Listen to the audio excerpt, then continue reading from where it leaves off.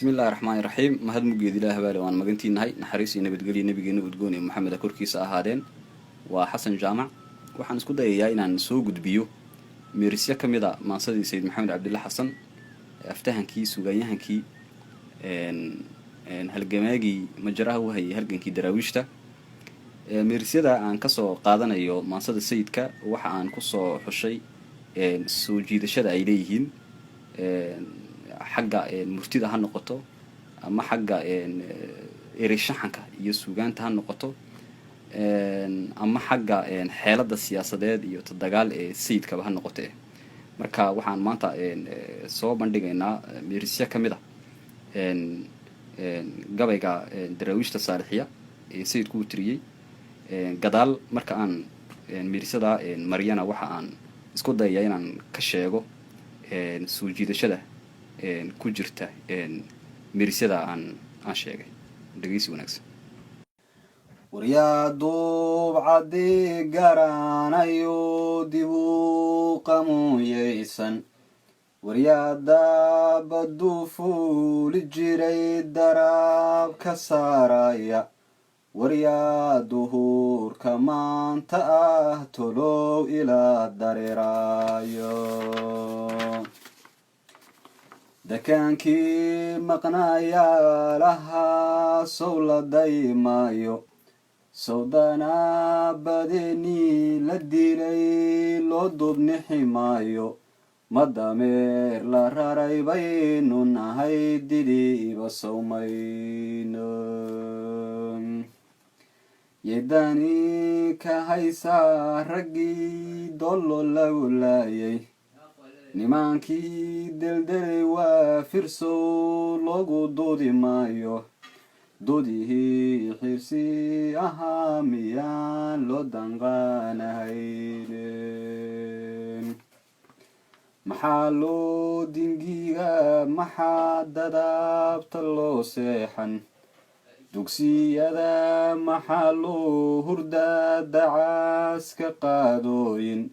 sow kuma dedutaan ilmada dililiqlaynaysa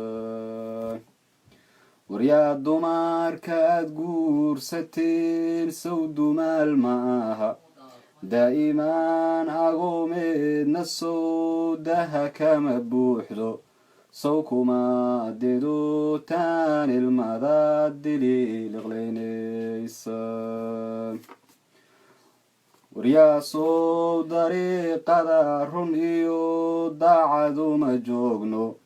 warsow daraajo aakhiro waxaa loo digri maaha waryaa ma darintaan ilaah deeqi waa badane waryaan sidaa dugaag ee bahay doorin dhogortiine daanyeer sidiis yaan ilaah idin daldaaliyeyne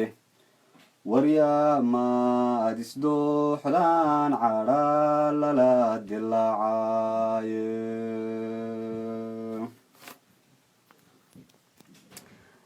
waayahay meerisadan hadda aan soo akhriyey waxa ay muujinayaan ama ay soo bandhigayaan awood ka mid a awoodaha uu leeyahay qofka hogaamiyaha ah awooddaas oo ah awoodda abaabulka iyo dhiirigelinta sayidkuna runtii awoodda aad buu uga asteysnaayo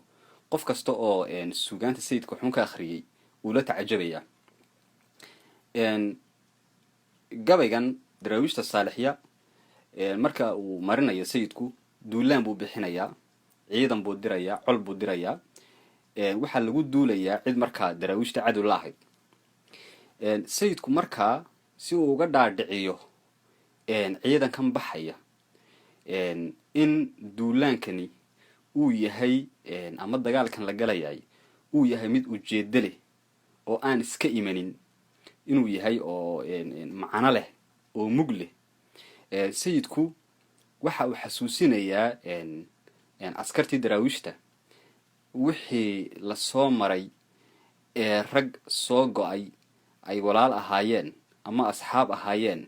lasoo dilay ee lasoo xabaalay ee gacanta cadowga ay ku duulayaan ku baxay ayuu xasuusinayaa waxa uu xasuusinayaa inay dumarkoodii dumaaleen waxa uu xasuusinayaa in ubadkii ay dhaleeni ay agooma yihiin oo hadda joogaan. markaa sayidku uu hiyikicinayaa ama uu dareen waxa uu gelinayaa qiiro ah, waxa uu gelinayaa xasuus marka ay xasuustaan ku kalifaysa inay u aaraan dadkii qiimaha lahaa ee hore daraawiishta looga laayay, ee ay dibadmeerka wada ahaayeen, ee ay duulaanka wada bixi jireen, ee ay isku duub cadda ahaayeen. markaa runtii meerisyadaasi sidaa awgeed ayay u leeyihiin soo jiidashada macaan ee lala tacajabayo runtii. waad mahadsantihiin.